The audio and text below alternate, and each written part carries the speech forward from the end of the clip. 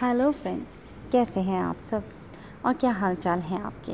यकीनन मज़े में होंगे और जनाब दिल थाम कर बैठिए, क्योंकि आज हम लेकर आ गए आपके फेवरेट सिलसिला नॉवल तेरा फंसू ही मेरा जुनून ठहरा की लास्ट एपिसोड। जी जनाब, लास्ट एपिसोड यानी आज ये नावल इख्तिताम पज़ीर हो रहा है और यकीनन आप ये जानने के लिए बहुत ज़्यादा बेचैन होंगे कि दानीन और साहिर की ये कहानी क्या रुख इख्तियार करेगी।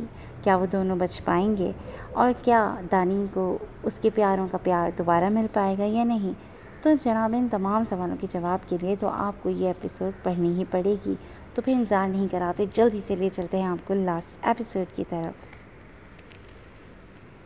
साहिर ने धुंधली निगाहों से सामने का मंजर देखने की कोशिश की थी, जहां दानीन रोती बिलखती मज़ाहमत करती खुद को उस वहशी के चुंगल से छुड़ाने की कोशिश में हलकान हो रही थी। उसकी सिसकियाँ, उसकी आहें, गिड़गिड़ाती हुई आवाज़ साहिर की समातों पर बहुत गिरा गुजर रही थी। इस पल, इस लम्हे साहिर को अपने दिल में छुपे दानीन की मोहब्बत के जज्बात की शिद्दत का अंदाज़ा हुआ था। उसे लगा था जैसे उससे उसकी सांसें छीन रहा हो कोई, जैसे उल्टी छुरी से उसे ज़िबा किया जा रहा हो, जैसे उसके मताए हयात को लूट कर ले जा रहा हो कोई। अगर आज उसने अपने दर्द और तकलीफ़ को पसे पुश डालकर हिम्मत ना की, तो दानीन की जुदाई का दर्द उसे बेमौत मार देगा। सख्ती से लब भेजते, अज़ियत से बेहाल होते हुए उसने पूरी ताकत सिर्फ सर्फ की थी अपनी टांग को कुर्सी की मुखालिफ सिंध में खींचने की। चंद झटके लगे थे और उसकी टांग को जिस रस्सी से कुर्सी के साथ बांधा गया था वो रस्सी टूट गई थी। संजय वर्मा दानी को संभालने में मसरूफ़ था, तभी वो गौर न कर सका। चंद पल गहरे सांस भरते हुए साहिर ने अपनी वो टांग ज़रा सी ऊपर उठाई। कमर और बाजू रस्सियों में जकड़े होने के बाइस पैर तक हाथ पहुंचना मुश्किल था, लेकिन बिलाखिर वो उसमें कामयाब हो गया। शूज़ के साथ पहनी जुराब में एक छोटा चाकू वो हमा वक्त रखता था, और आज वही छोटा चाकू उसके काम आने वाला था। चाकू निकाल कर उसने एक नज़र सामने देखा था, जहाँ संजय वर्मा अब दानीन को साहिर की मौत की धमकी दे रहा था। उसने बिना वक्त ज़ाय किए हाथ ज़रा सा तिरछा करके रस्सियाँ काटना शुरू की थीं, लेकिन अभी एक भी रस्सी नहीं कटी थी जब सामने से आती वो रिवॉल्वर की गोली किसी गर्म सलाख की तरह उसके सीने में घुसती उसे अजियत की शदीद लहर से दो चार कर गई थी। उसके वजूद को झटका सा लगा और चाकू उसके हाथ से गिर गया। बेयकीनी भरी निगाह से उसने सामने देखा था, जहाँ दानीन उसका नाम पुकारती पूरी तरह तड़पते हुए उसकी जाने भागी थी, लेकिन संजय वर्मा फिर से उसे काबू पा चुका था। साहिर के सीने की बाएं जानिब से गरम गरम खून उबलता उसकी शर्ट को रंगीन करता जा रहा था।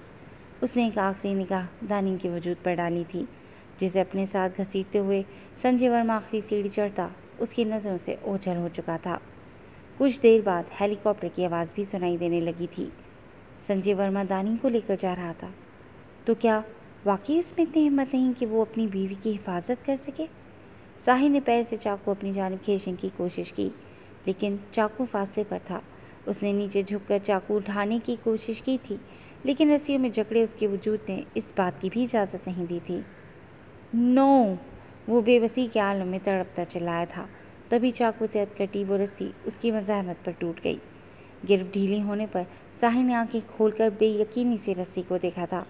फिर टूटी हुई रस्सी देखकर गोया एक नई उम्मीद बंधी थी। जिस्म में मौजूद तमाम हिम्मत जमा करते हुए उसने तेज़ी से खुद को रस्सियों से आज़ाद करवाया। अपनी जगह से वो उठा था जब सीने की बाएं जानिब दर्द की उठती लहरों ने उसे कराहने पर मजबूर कर दिया। आम आदमी होता तो शायद इस बुलेट से हार मान चुका होता, लेकिन सख्त ट्रेनिंग्स के बाइस उसका जिस्म भी फौलादी हो चुका था। अभी ज़ख्म ताज़ा था, तभी दर्द की शिद्दत इतनी नहीं थी, और वो अगर कुछ कर सकता था तो अभी वक्त था। जैसे जैसे ज़ख्म ठंडा होता, दर्द में भी इजाफा होता चला जाना था। मुसलसल खून बहने के बाइस अपने चकराते सर को दोनों हाथ से दबाते हुए उसने नीचे गिरा चाकू उठाया और सीढ़ियों की तरफ बढ़ा। उसके चेहरे पर इस वक्त वहशत के अलावा और कुछ दर्ज नहीं था। वो सीढ़ियाँ चढ़ता ऊपर आया था, जहाँ संजय वर्मा अपने सब सियाफाम साथियों को रुखसत कर चुका था, और अब हेलीकॉप्टर वहाँ लैंड कर रहा था। दानीन शायद होश खो बैठी थी, तभी नीचे बर्फ़ पर पड़ी थी। हेलीकॉप्टर लैंड करते ही संजय वर्मा दानीन को उठाने के लिए नीचे झुकने लगा था, जब वक़ुफ़ से साहिर ने चाकू के साथ पैर दर पैर कई बार उसकी गर्दन पर किए थे। संजय वर्मा ने गर्दन पर हाथ रखकर बेयकीनी से मुड़ते हुए साहिर को देखा था, जब साहिर ने उसी चाकू से उसकी शहरक काट दी। संजय वर्मा की आंखें खुली की खुली रह गई थीं। उसकी ये हालत देखकर हेलीकॉप्टर के पायलट ने फौरन उसे ऊपर की जानिब उड़ाया था, लेकिन उसके फरार होने से कबल ही साहिर ने संजय वर्मा की कमर से बंधे गन होल्डर से रिवॉल्वर निकालकर हेलीकॉप्टर के पेट्रोल टैंक पर पूरी मैगजीन खाली कर दी थी। एक धमाके की आवाज़ सुनाई दी थी और लम्हों में हेलीकॉप्टर आग की जद में आता नीचे गिरकर तबाह हो गया था। साहिर ने मध्यम होती सांसों समेत ज़मीन पर गिरे संजय वर्मा के बेजान वजूद को देखा था। फिर बेहोश पड़ी दानी की जानिब बढ़ा था, जब खुद को संभालना मुश्किल हुआ और वो मुंह के बल नीचे गिरा था। अब उठने की हिम्मत नहीं रही थी उसमें। आंखों के सामने तारीकी बढ़ती जा रही थी। खुद को मौत से हारता देखकर भी वो पुरसुकून था कि दानी को संजय वर्मा के चुंगल से बचा लिया था उसने, अपनी जान देकर ही सही, लेकिन उसने मुल्क के एक बड़े दुश्मन को ख़त्म कर दिया था आज। दानी, आप पिछले 3 घंटों से मुसलसल खड़ी हैं, प्लीज़ बैठ जाइए। तारिक ने उसे मुसलसल रोते कपकपाते लबों से दुआएं और व्रत करते देखकर टोका। नहीं, मैं ठीक हूँ, डॉक्टर कब बाहर आएंगे? वो लरज सी आवाज़ में कह गई। लहजा बेताबी लिए हुए था। वो सब इस वक्त ऑपरेशन थिएटर के बाहर थे। अंदर साहिर का ऑपरेशन चल रहा था। हालत काफ़ी क्रिटिकल थी उसकी। दानी जब से होश में आई थी, एक पल भी चैन से नहीं बैठी थी। ना उसके आंसू थमने का नाम ले रहे थे और ना ही लबों से निकलती दुआएं रुक रही थीं। दानी, तुम्हारे कपड़ों पर खून लगा है, मेरे साथ घर चलो, चेंज करके अपनी हालत ठीक करके फिर आ जाना।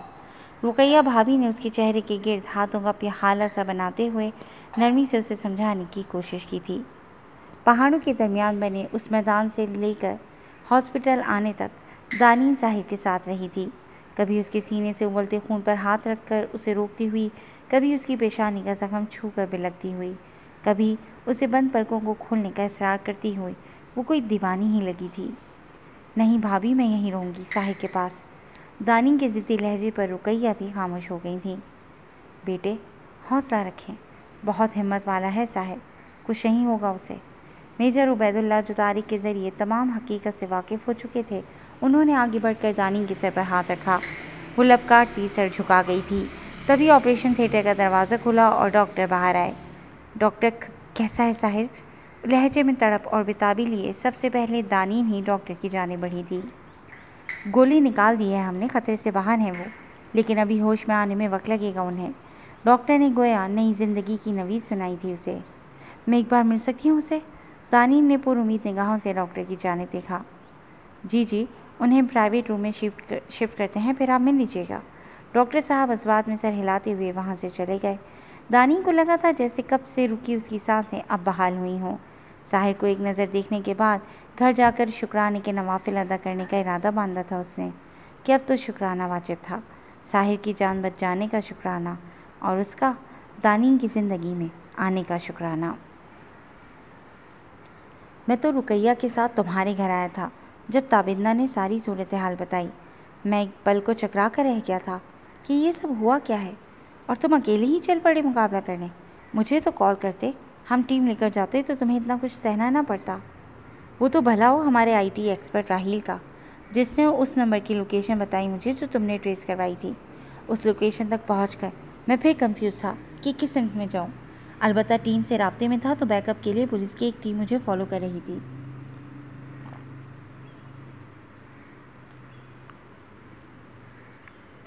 फिर दोबारा तुम्हारा नंबर ट्रेस करवाया, वो भी एक जगह जाकर फ़ोन की स्क्रीन टूटी हुई मिली। नंबर ऑन था तभी लोकेशन ट्रेस हो गई, वरना शायद तुम्हारे फ़ोन तक भी ना पहुंच पाता मैं। मुझे तो लगा था बंद गली में खड़ा हूँ मैं। रात का अंधेरा गहरा होता जा रहा था और तुम्हारा कोई अता पता नहीं था। सच कहूँ, मुझे गुस्सा बहुत आया था तुम पर। बंदा एक कॉल तो कर देता है यार, अकेले ही निकल पड़े हीरो बनने। जानते हो कितना ख्वार किया मैंने पुलिस वालों को भी। जहाँ तुम्हारा टूटा फ़ोन मिला उस एरिया में चारों तरफ टीम को दौड़ाया। हम तो मायूस होने लगे थे, लेकिन फिर एक जानिब से 2-3 गाड़ियाँ आती दिखाई दी जिनमें सियाफाम अफराद सवार थे।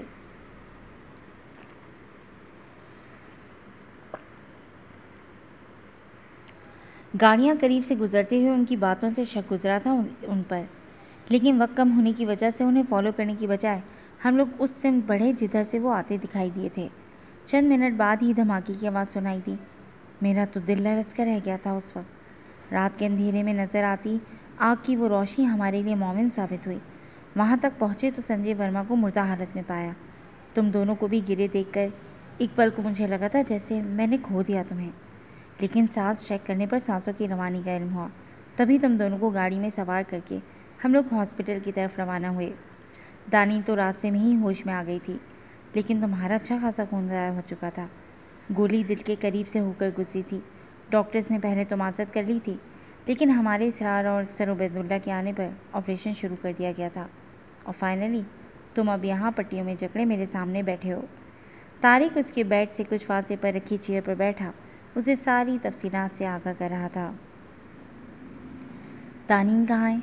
जब से होश में आया हूँ वो एक बार भी नज़र नहीं आई। उसकी लंबी चौड़ी गुफ्तगू के जवाब में साहिल ने सवाल किया भी तो दानीन के मुतालिक। हॉस्पिटल में ही है। इनफैक्ट कुछ देर पहले जो सूप तुमने पिया वो भी दानीन के हाथ का बना ही था। सामने आने से कतरा नहीं है वो। तारिक ने दानीन के यहाँ रूम में ना आने की वजह बयान की। क्यों?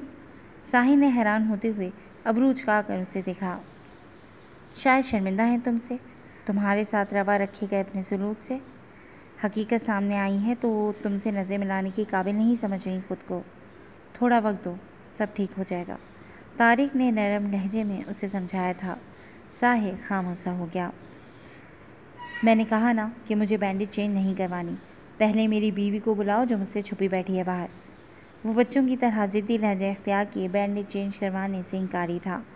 नर्स ने बेबसी भरी निगाह उस पर डालते हुए मदद तलब नज़रों से तारिक को देखा।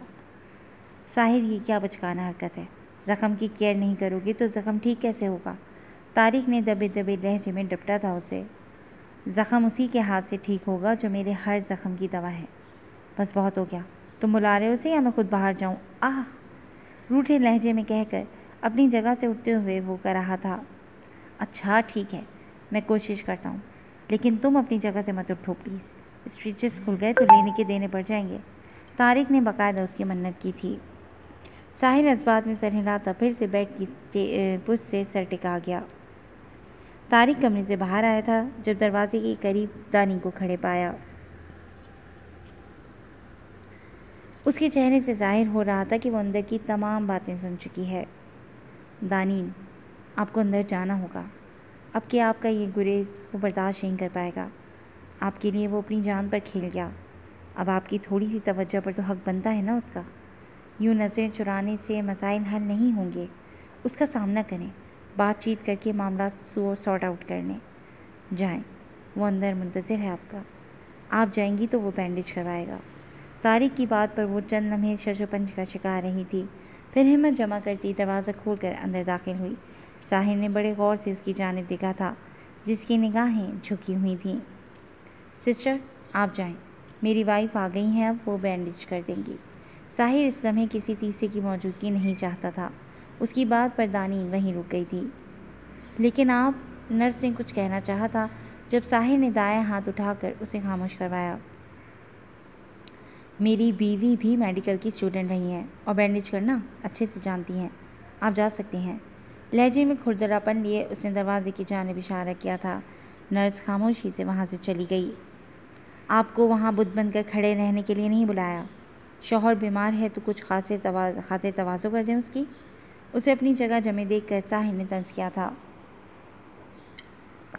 दानीन चौंकी, फिर बिना एक लफ्ज़ बोले उसकी जानिब चली आई। निगाहें अब भी नहीं उठा पाई थी वो। कैंची की मदद से उसके सीने की गिर्द लिपटी पट्टी काट कर वो उसे उसके वजूद से अलग करने लगी थी। नर्स आई तो थी बैंडेज करने, फिर वापस क्यों भेज दिया उसे? साहिल की नज़रों की तपिश अपने चेहरे पर महसूस करते रूम में छाई इस बोझल खामोशी से घबराते हुए वो उसे मुखातिब कर गई थी। उस रात की याद ताज़ा करना चाहता था जिस रात ये कहानी शुरू हुई थी। जितनी नरमी और प्यार से आप बैंडेज करती हैं, वो नरमी वो प्यार नर्स के हाथों में कहाँ? पुरशौक निगाहों से उसे तकते हुए जवाब दिया गया था। दानीन ने पल की पल निगाह उठाकर उसे देखा था, फिर दोबारा अपने काम पर तवज्जो मरकूज़ कर गई। सीने पर बैंडेज करने के बाद वो उसके जिस्म के दूसरे ज़ख्मों की जानिब मुतवज्जो हुई थी। तुम पर शक करते हुए कितने तल्ख अल्फाज बोलती रही मैं। तुम्हारी जॉब के गैर कानूनी होने का इल्ज़ाम लगाया, तुम्हारी कमाई को हराम कह डाला, तुम्हें वतन का दुश्मन तक करार दे दिया। फिर भी सच क्यों नहीं बताया मुझे?